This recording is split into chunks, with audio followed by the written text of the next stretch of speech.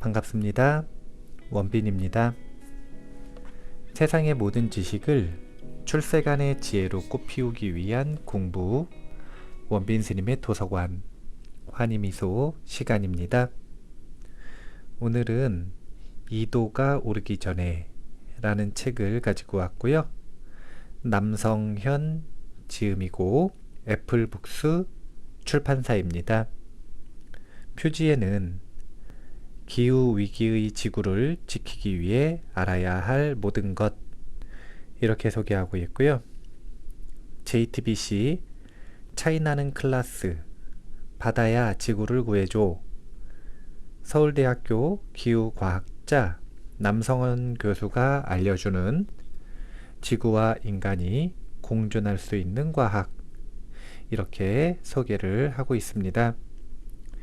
이 책을 고르게 된 이유는 다른 것 때문이 아니라 한 법우님이 질문을 하셨는데, 스님, 이제 10년 안에 부산과 인천이 바다에 잠긴다는 말들이 많습니다.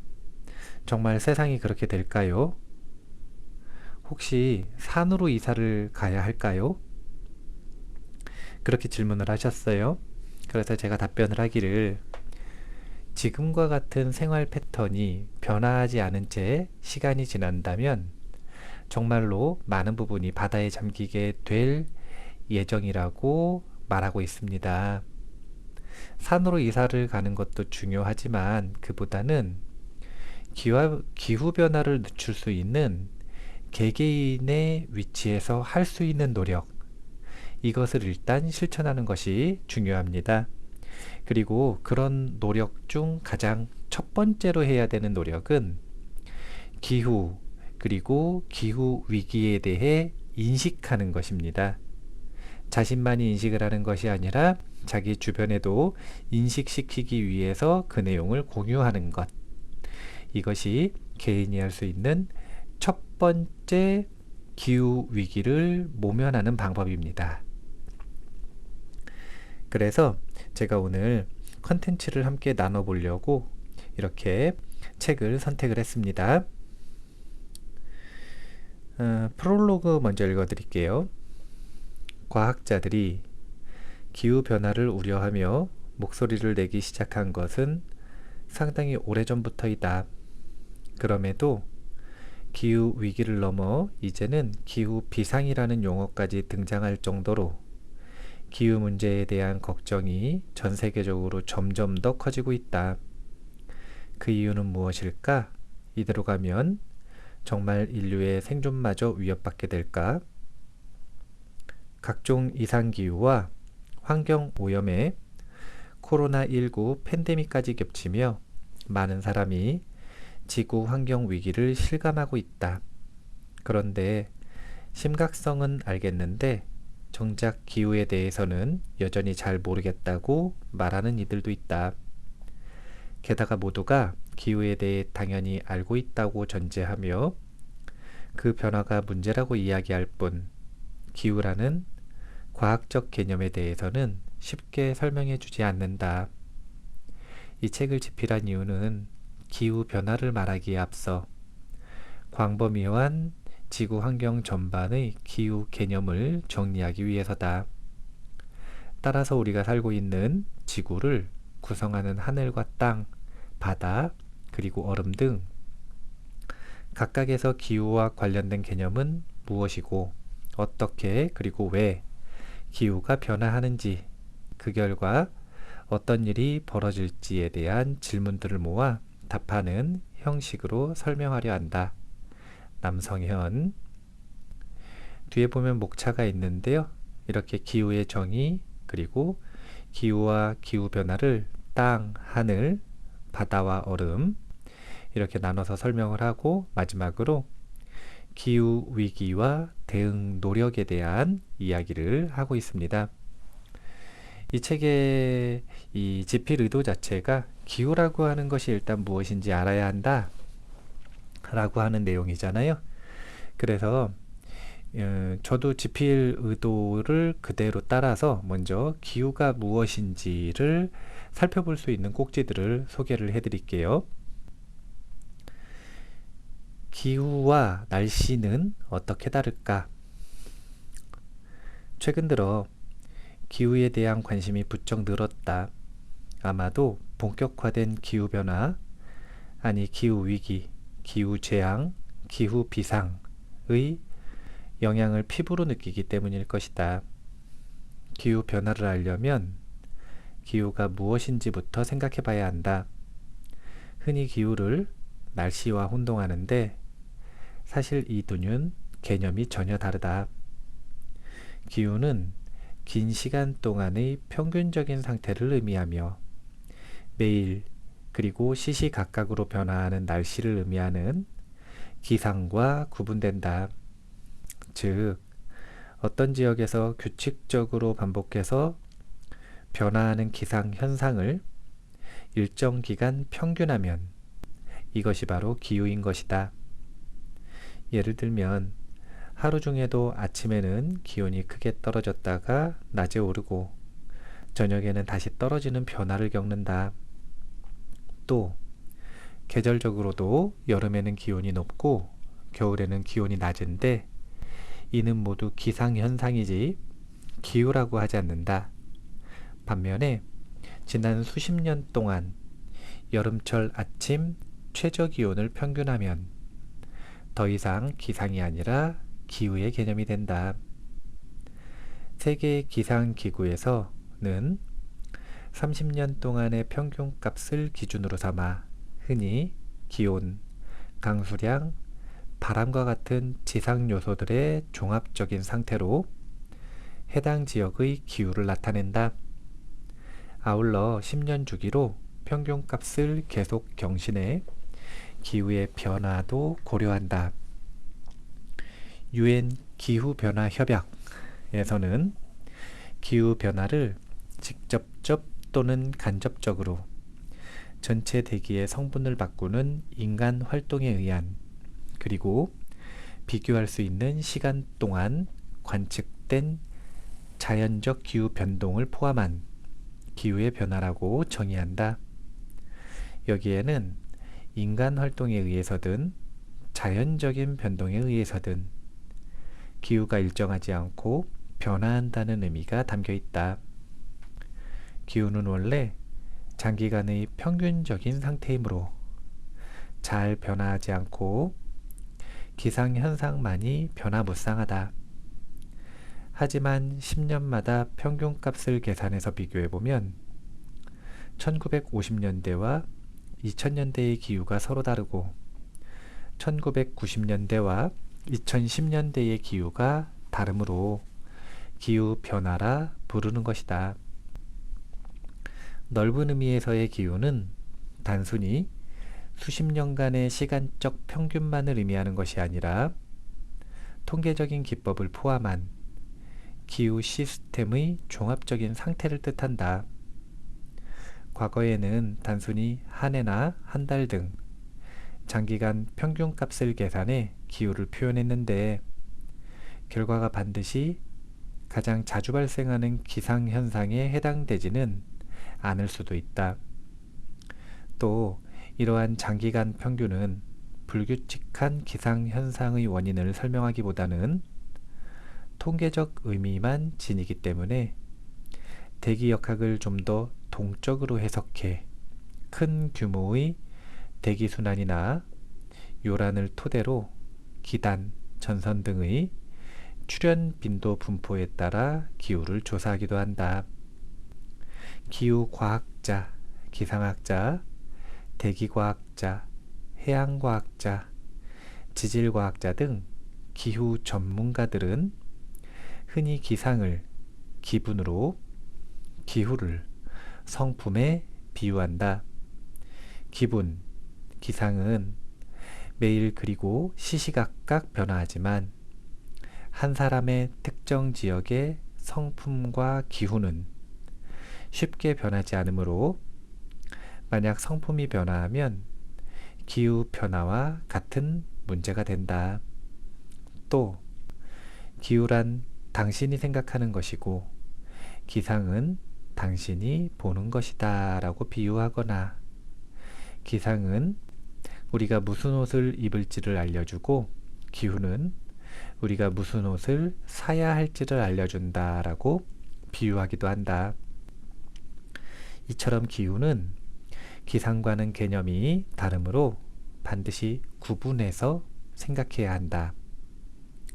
일단 기후 위기에 대한 이 내용을 생각을 하기 전에 먼저 기후와 기상이 어떻게 다른가, 즉 우리가 왜 이 기상청에서 기상, 즉 날씨 예보를 보지 않습니까? 이 날씨와 기후를 구분하지 못하면 기후 위기를 잘 이해를 못할 수 있다라는 것이죠. 지금 기후를 측정하는 방법을 보면 한 지역의 30년 평균을 낸다 이렇게 표현을 하잖아요. 그러면 그 30년 동안 수없이 온도, 강수량, 다양한 이 날씨, 기상과 관련되어 있는 변화가 끊임없이 일어나겠죠. 그런데 그래봐야 평균값은 크게 변하지 않는다라는 거예요.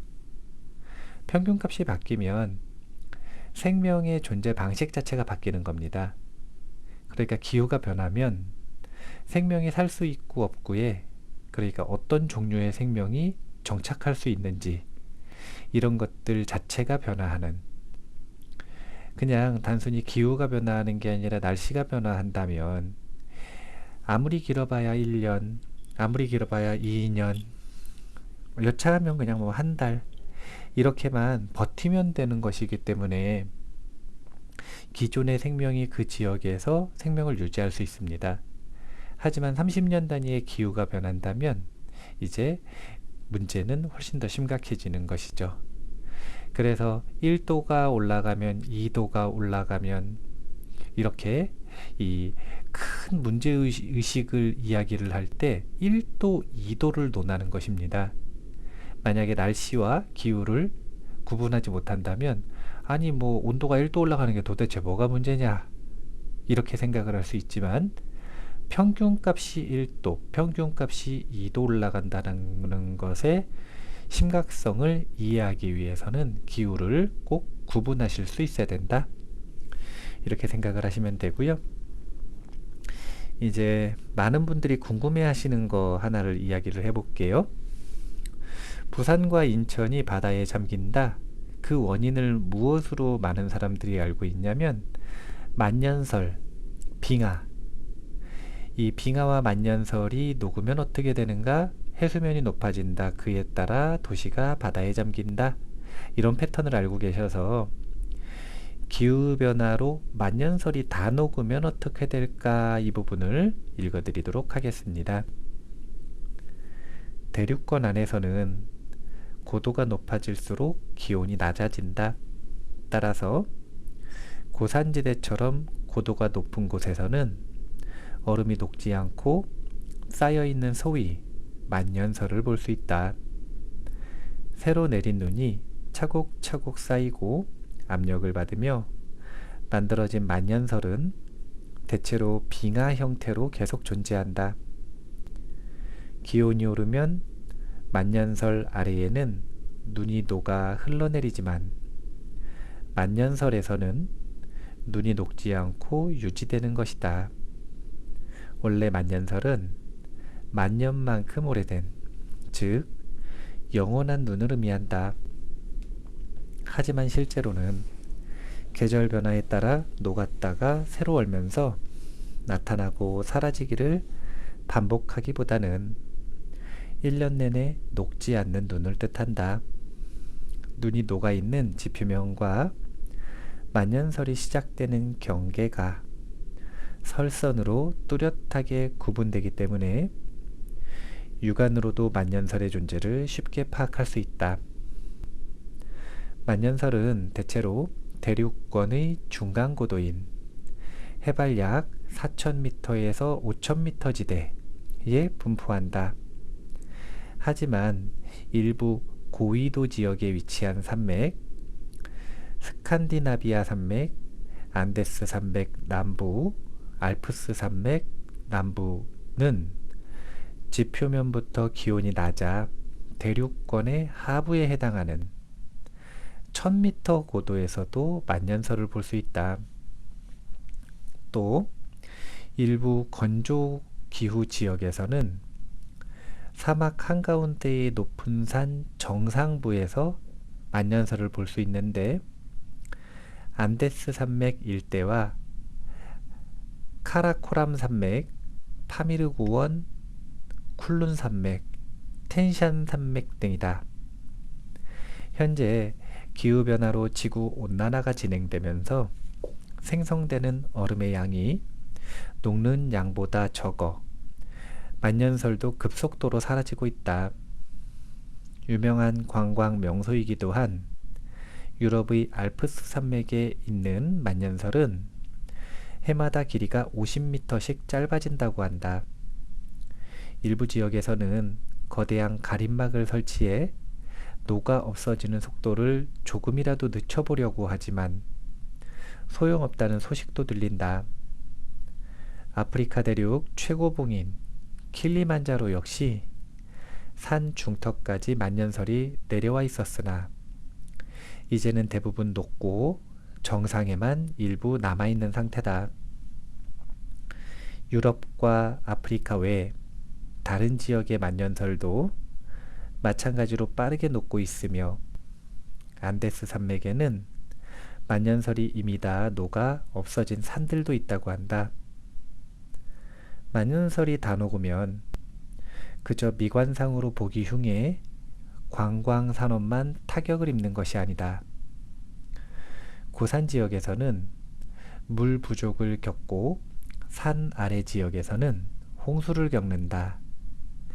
또한 건조 지역에서 심각한 사막화가 발생하며 나아가 바다로 흘러가는 물의 양이 증가하며 해수면 상승에도 영향을 미친다.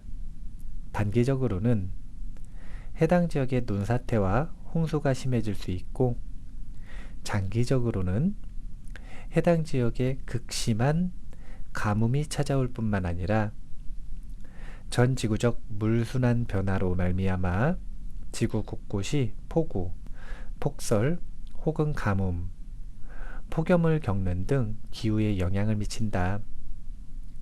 가장 심각한 위협은 식물과 동물을 포함한 고산 생태계가 생리 생태적 스트레스에 적응하지 못한 채 멸종되거나 산 아래에서 확산해 오는 종과의 경쟁에서 밀려 쇠퇴할 위태로운 상황에 놓이는 것이다.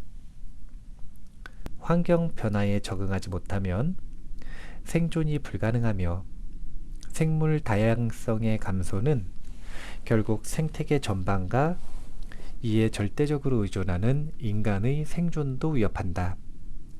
즉, 기후변화로 인한 전반적인 지구 환경과 생태계 변화 문제에 만년설의 감소 역시 포함되어 있다.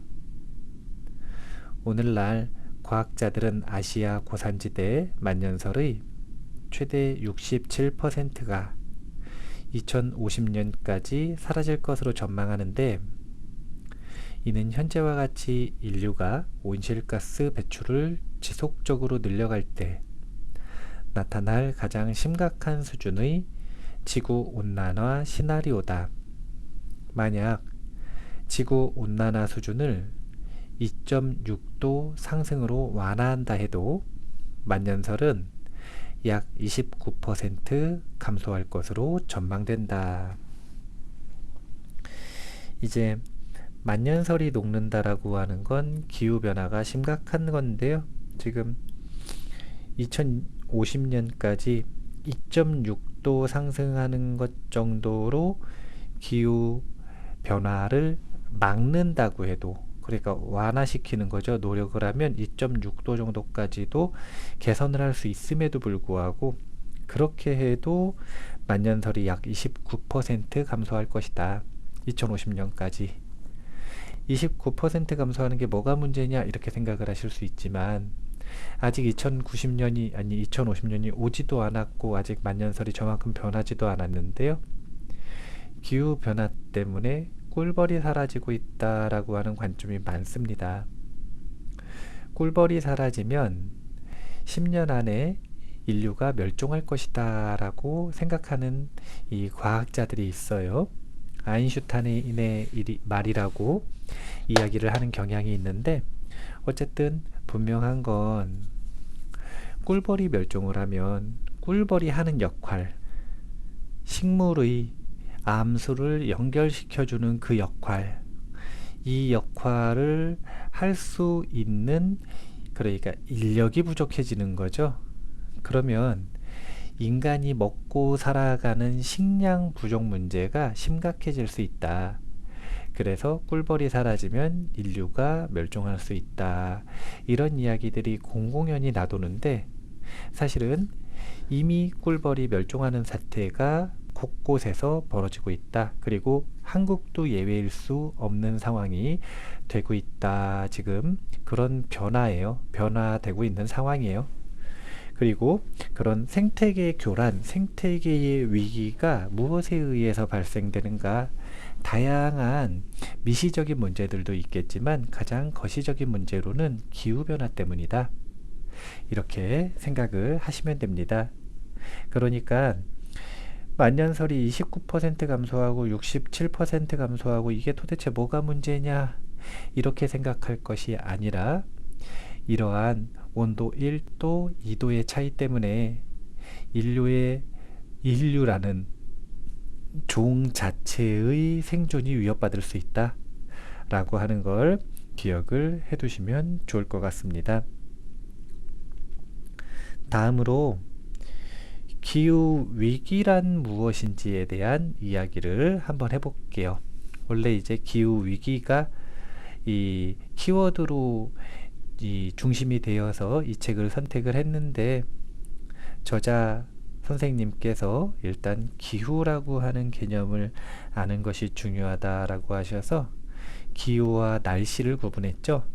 그리고 많은 분들이 궁금해하는 만년설, 그리고 빙하가 녹으면 어떻게 되는가, 이 부분에 대한 내용을 살펴보고, 이제 기후위기란 무엇인지에 대해서 한번 살펴보도록 하겠습니다. 인류 역사에서 지금처럼 개개인이 최대한의 자유를 누리면서 물질적으로 풍요로웠던 시대는 아마 없었을 것이다. 그러나 자유에는 반드시 책임이 따르며 물질적인 추구만 일삼다가 지구 환경을 심각히 훼손한 책임은 더욱 빈번한 감염병 충격과 각종 재해 재난을 통해 생존을 걱정해야 할 정도로 무겁기만 하다. 인류에게 물, 공기, 토양 등의 자원을 제공하고 폐기물을 흡수하는 지구의 능력에는 한계가 있다. 그런데 현 세대의 인류는 이를 초과해 미래 세대의 생태적 빚을 지며 언 50여 년을 살고 있다. 한 해에 주어진 생태 자원을 모두 소진하는 연중 시점을 지구 생태 용량 초과의 날이라 하는데, 이날 후에는 지구가 감당할 수 있는 양보다 많은 탄소를 배출하고 지구가 제공하는 자원보다 많은 자원을 초과 사용해 미래 세대의 부채가 쌓임을 의미한다. 1970년 이후 이 날짜는 12월 31일로부터 점점 앞당겨져서 이제는 8월이면 그에 주어진 모든 생태 자원을 소진하고 미래 세대의 자원까지 끌어와 과소비하는 셈이다. 그나마 코로나19 팬데믹으로 곳곳이 봉쇄되면서 경제 활동이 줄어들고 2020년에는 일시적이나마 조금 개선된 것이라 한다. 기후변화 문제는 수십 년 전부터 과학자들이 경고해 왔는데 해결책을 찾지 못하고 각국 정부가 소극적 대응으로만 일관하다가 이제 더는 물러설 곳 없는 상황까지 이르렀으니 위기를 자초했다고 해도 과언은 아니다. 조금 더 악화되면 돌이킬 수 없는 수준에 이르러 더 이상은 온실가스 감축 노력과 무관하게 지구 시스템의 연쇄작용으로 파멸로 치닫을 수 있어 결단을 미룰 수 없는 기후위기에 봉착한 것이다. 위험하기만 한 것이 아니라 긴급조치가 필요할 정도로 긴박한 상황이라는 이유까지 더해져서 아예 기후비상이라고 부르기 시작했다. 영국 옥스포드 사전은 매년 올해의 단어를 발표하는데 2018년까지는 무명에 가까웠던 기후비상이라는 단어의 사용 빈도가 2019년부터 100배나 늘어나며 올해의 단어로 선정되었다. 이렇게 기후비상이라는 단어가 널리 사용된 것은 아마도 세계적인 기후비상 선언운동, 기후위기, 비상행동의 결과일 것이다. 오스트레일리아 활동가들이 지구의 날 집회에서 기후비상 선언을 요구한 것을 시작으로 수십 개국의 수천 개 지방자치단체와 유럽 의회를 포함한 주요 의회 등이 기후비상 선언에 동참하고 있다. 기후변화 문제는 오늘날 너무나도 심각한 수준에 이르렀는데 아직도 한가하게 인위적 기후변화 때문이 아닐 수도 있다는 등의 탁상 공론이나 하고 있을 때가 아니라는 것이다. 이미 많은 세계인이 기후 문제를 심각한 위기이자 긴급한 조치를 취해야만 하는 비상 상황으로 인식하고 있다는 의미이기도 하다. 이제 기후변화가 너무 심각하니까 과학자들이 사회로 나와서 이 환경운동에 동참을 하고 있습니다. 사실은 과학자들만큼 개인적이고 그리고 이 시간을 쪼개서 쓰는 집단이 많이 없어요. 그런데 그들이 연구도 내팽겨치고 길거리로 나와서 캠페인을 하는 이유는 기후운동을 환경운동을 하는 이유는 이제 기후위기가 아니라 기후비상이라고 하는 것을 가장 일선에서 체감적으로 느끼고 있기 때문에 그렇습니다.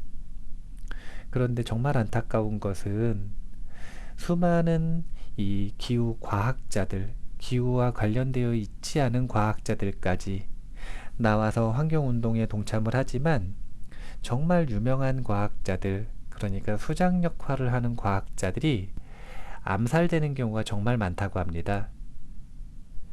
환경운동이 일어나면 경제적으로, 정치적으로 자신들의 입지가 불안한 사람들이 있겠죠.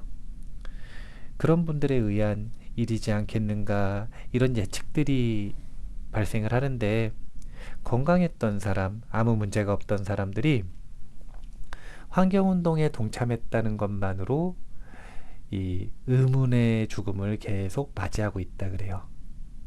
그래서 사실은 과학자들이 사회에 나와서 환경운동을 한다라고 하는 것은 이 비유가 아니라 말 그대로 사실은 직접적인 표현인데 목숨 걸고 하는 겁니다. 왜 그럴까요? 그렇게라도 그러니까 목숨 바쳐서라도 대중들에게 사회에 기후위기, 기후비상을 알리지 않는다면 개인의 목숨이 끝나는 것으로 마무리되는 것이 아니라 인류라고 하는 종의 생존이 불가능하기 때문이다.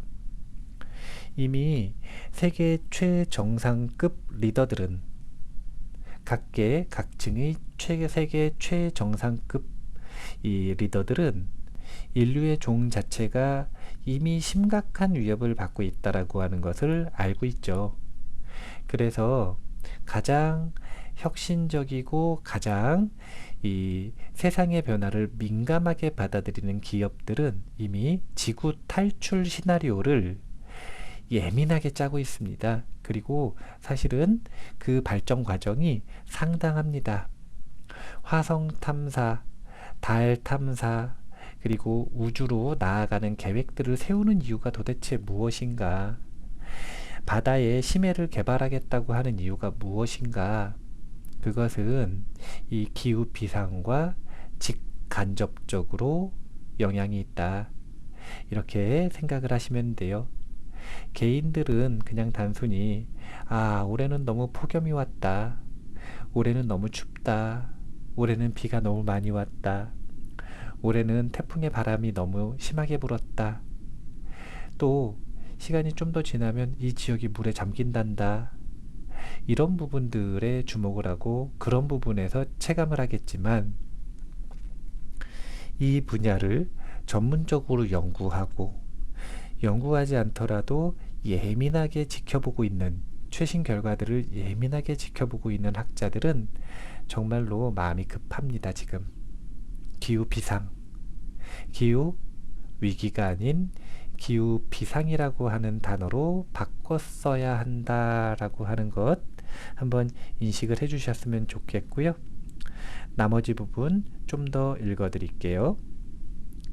사실 20세기가 시작된 지 20년이나 지났지만 진정한 21세기는 세계적인 팬데믹과 함께 코로나19 바이러스 감염 위기로부터 시작되었다고 한다. 아울러 이보다 훨씬 더 심각한 위기인 기후 위기에 대한 사람들의 인식도 점점 더 높아지는 듯하다.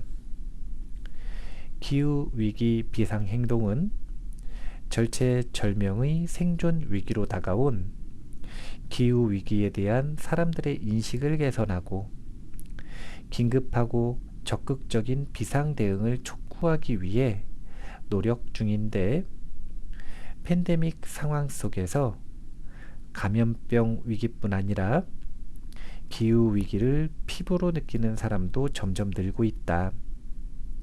탄소 중립을 실현하려면 현재에 대한 올바른 상황 인식부터 이루어져야 하므로 이러한 개개인의 기후 비상 상황 인식은 매우 중요하다.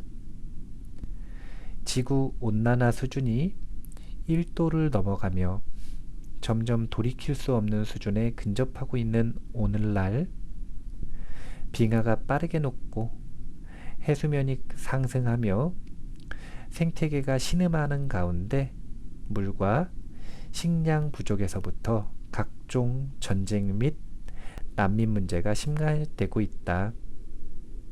또한 만년설이 사라지며 영구 동토가 녹아 오랜 기간 덮여있던 메탄가스와 각종 바이러스의 봉인이 해제되는 가운데 바이러스 위기와 각종 전염병 충격이 빈번해질 위기에 처해 있다. 이러한 기후비상 상황을 제대로 인식하고 있는 사회라면 석탄 화력 발전소를 늘리고 신공항 건설을 추진하자는 주장이 과연 설득력을 얻을 수 있을까? 우리가 미래 세대의 생태를 미리 대출받아서 쓰고 있는 것이다 라고 하는 것을 인식할 필요가 있어요. 우리가 지금 이렇게 낭비하고 쓰는 만큼 미래 세대는 물과 식량이 없을 것이고요. 그리고 우리가 누리는 편리만큼 미래 세대는 불편과 고통을 겪을 수밖에 없을 것이다. 틱낙한 스님의 유작에서는 틱낙한 스님이 마지막 가르침, 마지막 당부로서 말씀을 하시기는 내용을 본론을 이야기하시기 전에 기성세대를 대표해서 다음 세대에게 너무 미안하다 라고 사과의 말씀을 하십니다. 틱낙한 스님이 뭐 잘못하셨겠어요, 개인이? 그게 아니라 세대와 세대 간의 부채감, 이것을 놓고 볼 때 우리 세대가 다음 세대, 미래 세대의 편의와 마땅히 누려야 되는 지구 환경을 너무 많이 뺏었었다. 이런 인식이 우리에게 있어야 한다는 것입니다. 개개인에게 이런 기후 비상, 기후 위기에 대한 이 인식이 있을 때 우리가 기후 위기에 대처할 수 있는 사회 분위기를 만들 수 있고, 그리고 그 대처의 내용이라고 하는 것이 결국은 환경을 좀 더 생각하는 생활 방식을 만드는 것인데, 그런 것들을 실천할 수 있는 그런 기반이 될 것이다. 이렇게 생각을 하시면 좋을 것 같습니다. 기후 문제가 전쟁으로까지 이어지고 있는 상황이에요. 그렇기 때문에 우리가 인류의 평화와, 그리고 저는 뭐 결혼을 안 했지만 우리의 아들, 딸, 우리의 후배, 그리고 우리의 후손들을 지구라고 하는 풍요로운 환경 속에서 인류의 조응을 유지시키기 위해서는 우리가 꼭 기후 위기 그리고 기후 비상에 대한 인식을 한번 공유해 봤으면 좋겠다, 이런 생각입니다. 과학자들이 정말로 말 그대로 목숨 걸고 나와서 알리고 있는 사실입니다. 그 내용을 전문적으로는 알지 못하더라도 이런 기후 위기에 대한 대중들에게 쉽게 알기 쉽게 써진 단행본들 꼭 한번 읽어보시고, 자신이 바꿀 수 있는 생활 패턴은 조금이라도 바꿔가면서 그렇게 기후 비상 사태에 대처하는 개개인의 노력을 하시면 산으로 이사를 가는 것보다 보다 쉽게, 그리고 사실은 효과적으로 기후 위기에 대처할 수 있을 것 같습니다. 뭐 저는 산에 있으니까 그런 거 아니고요. 농담입니다. 다시 한번 강조하지만 책 꼭 한번 읽어보세요. 마무리하겠습니다. 세상의 모든 지식을 출세간의 지혜로 꽃피우기 위한 공부, 원빈 스님의 도서관, 환희미소 시간이었습니다. 감사합니다.